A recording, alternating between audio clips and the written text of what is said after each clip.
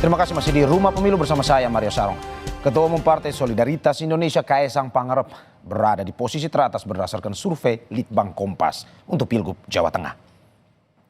Elektabilitas putra bungsu Presiden Joko Widodo itu mencapai 7%. Survei dilakukan melalui wawancara tatap muka pada periode 20 sampai 25 Juni 2024. Jumlah responden sebanyak 500 orang yang dipilih secara acak menggunakan metode pencuplikan sistematis bertingkat di 35 kabupaten kota di Jateng. Tingkat kepercayaan survei itu mencapai 95% dengan margin of error sekitar 4,4% dalam kondisi penarikan sampel acak sederhana.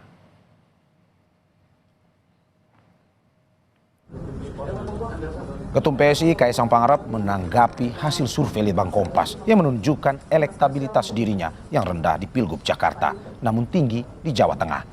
Kaesang mengatakan hal itu akan menjadi bahan evaluasinya. Meski begitu, Kaesang berterima kasih atas hasil survei Litbang Kompas yang ada saat ini. Dia pun mengatakan hasil survei membuatnya dapat melihat posisi elektabilitas dirinya. Andi Budiman dan Ketua Banten. Oh, ini mengenai ini ya Litbang Kompas ya. Jadi ya sekali lagi kita harus tahu Litbang Kompas ini kan salah satu surveyor yang saya kira paling kredibel di Indonesia saat ini, dan kami berterima kasih karena saya bisa melihat ternyata angka saya ada di situ. Jadi itu akan menjadi bahan evaluasi buat tim kami, karena kan di Jawa Tengah kami tinggi, tapi di sini kami agak sedikit lebih rendah. Bukan sedikit, tapi memang sangat rendah. Jadi nanti kami akan melakukan evaluasi antara tim Jakarta dan tim Jawa Tengah. Dari hasil survei Litbang Kompas menunjukkan elektabilitas Kaesang di Jawa Tengah berada di posisi teratas dengan 7%. Di bawah Kaesang ada Kapolda Jawa Tengah Irjen Ahmad Lutfi dengan 6,8%. Kemudian disusul Taj Yasmin Maimun dengan 3,2%. Selanjutnya Raffi Ahmad 2,8%, Diko Ganinduto 2,6%.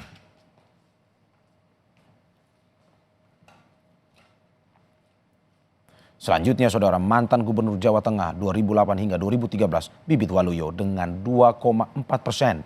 Mantan Wali Kota Semarang Hendrar Prihadi dengan 2%, Muhammad Yusuf Kudlori dengan 1,2%. Dan kemudian ada nama politisi PDIP Bambang Wuryanto atau yang lebih dikenal Bambang Pacul dengan 1,2%. Dan terakhir Sudirman Said dengan 0,8%. Sementara 64% responden tidak tahu atau tidak menjawab. Survei Litbang Kompas juga memotret potensi keterpilihan dan penolakan responden pada setiap sosok jika dicalonkan sebagai Gubernur Jawa Tengah. Hasilnya 10,8% responden menjawab pasti akan memilih Kaesang Pangarep. Lalu 6,4% pasti akan memilih Ahmad Lutfi. Kemudian 7% pasti akan memilih Raffi Ahmad. Dan kemudian 5,6% memilih Taj Yasmin Maimun. Dan 3,4% pasti memilih Bupati Kendal Diko Ganinduto.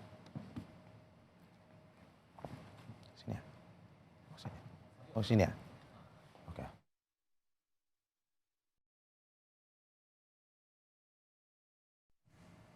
Hasil survei Litbang Kompas yang dilakukan pada 20 hingga 25 Juni menunjukkan elektabilitas Kaesang berada di urutan teratas dengan 7% untuk Pilgub Jawa Tengah dan disusul Kapolda Jawa Tengah Irjen Ahmad Lutfi dengan 6,8%. Sementara 60% tidak tahu dan tidak menjawab. Untuk menjawab fenomena itu akan kita bahas bersama peneliti Litbang Kompas yang sudah ada bersama saya, Mas Toto Suryanintias. Mas Toto, selamat sore nih, sudah bergabung. Terima kasih sudah bergabung di Kompas TV. Kita akan membahas terkait dengan survei Kaesang di Pilkada Jawa Tengah, Mas. Ada 60%, Mas. 64 sebenarnya.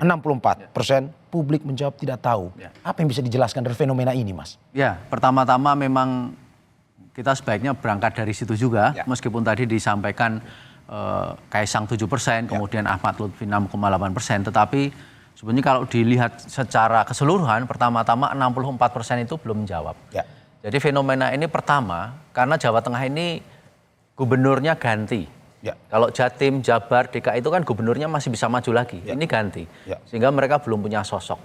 Yang kedua, Jawa Tengah ini wilayah yang mengalami pergeseran pergeseran konteks. Jadi tadinya merupakan wilayah yang sangat dipengaruhi oleh siapapun yang didukung oleh PDIP, sekarang bergeser karena ada pengaruh Jokowi di situ. Pengaruh Presiden Jokowi. Pengaruh Presiden Jokowi, dalam hal ini Jokowi efek. Yang ketiga adalah persoalan situasi di masyarakat, situasi ekonomi yang ketemu dengan sikap pragmatis, kemudian juga ada media sosial yang punya pengaruh besar dan seterusnya.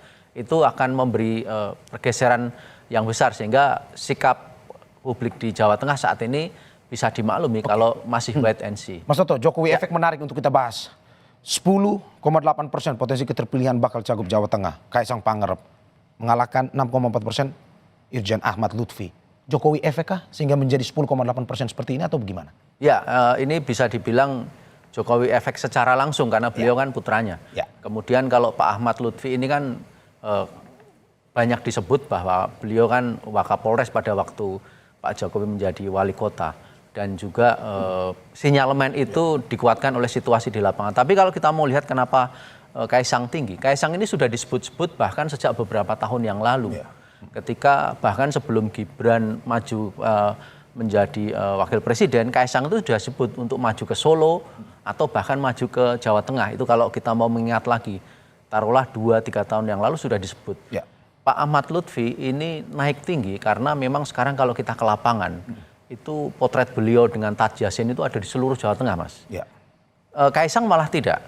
Jadi ini adalah faktor yang tadi disebut ini Jokowi langsung, ini efek Jokowi tidak langsung, Ahmad Lutfi. Oke. Nah, Raffi Ahmad. Nah ini yang kita mau bahas tentang Raffi Ahmad. Ya. Bukan kepala daerah, Ya. seorang selebritas nasional tapi tinggi, 7%. Ini sama karena dia dikenalkan. Kalau kita lihat ke pemberitaan atau yang ada di media sosial, kan beliau dipasangkan dengan Diko Ganinduto. Ya. Jadi dipasangkan kemudian sebetulnya kan ditawarkan. Kalau Pak Airlangga istilahnya ya coba dulu ditawarkan. Nanti kalau oke kita jalan, kalau nggak oke ya ditarik lagi istilahnya. Tapi ini sebenarnya terkait dengan selebritasnya, keterkenalan dirinya atau karena memang selama ini ketahuan mendukung pasangan 02 waktu. Kalau kita bandingkan angka popularitasnya, Raffi Ahmad paling tinggi. Ya. Dibandingkan Kaisang maupun Ahmad Lutfi. Popularitasnya. Tetapi kalau kita lalu bicara apakah dia akan dipilih, resistensinya berapa, siapa yang memilih antara laki perempuan dan seterusnya, kalau keseluruhan aspek itu dihitung, hanya di dalam konteks siapa yang sudah menentukan pilihan, sekarang ini sebetulnya secara bersih yang paling kuat adalah Pak Ahmad Lutfi, bukan Kaisang. Kaisang elektabilitasnya 7%, Pak Ahmad 6,8. Itu relatif masih sama karena simpangannya 4,4. Tapi kalau kita memperhitungkan seluruh aspek, termasuk juga aspek apa yang disukai dari sosok, kemudian apa yang tidak disukai, itu kalau kami analisis angkanya ada di Pak Ahmad Lutfi. Sehingga misalnya Berarti bukan tidak mungkin Ahmad Lutfi akan membalikkan keadaan dan berada di posisi pertama. sekarang potretnya demikian. Ya. Jadi karena ini kan tadi seperti yang saya sampaikan ada 3 faktor kan. Belum ada calon yang jelas, kemudian ada pergeseran konteks, kemudian konteks politiknya karena ada pengaruh Jokowi efek. Yang ketiga adalah pergeseran pragmatisme juga di masyarakat karena situasi ekonomi.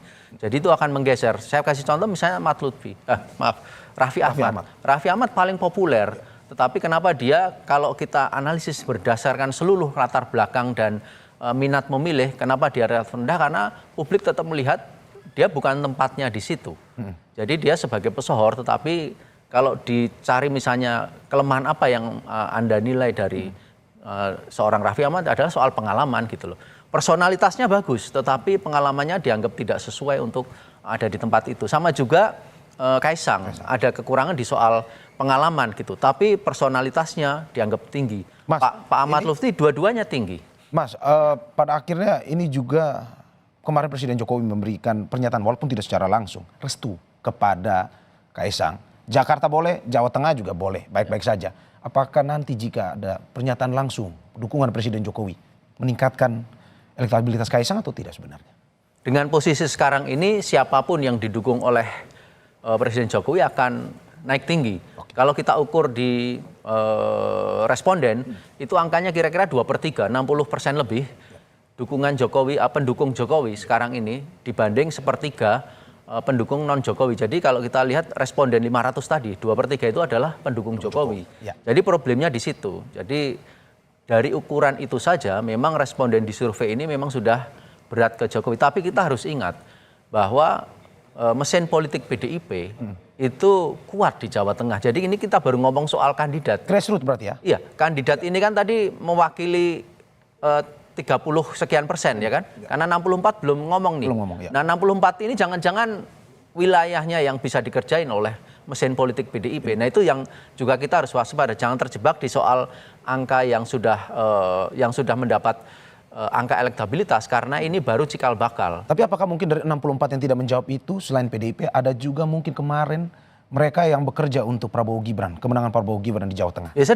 sudah pasti, karena tadi kan dari total 500 kan 2/3 ada di situ. Tapi kan mayoritas dari 64% itu pun belum menjawab. Ya. Mayoritas dari pemilih Jokowi pun juga belum menjawab terhadap siapa yang mau dipilih. Jadi mereka tetap masih melihat.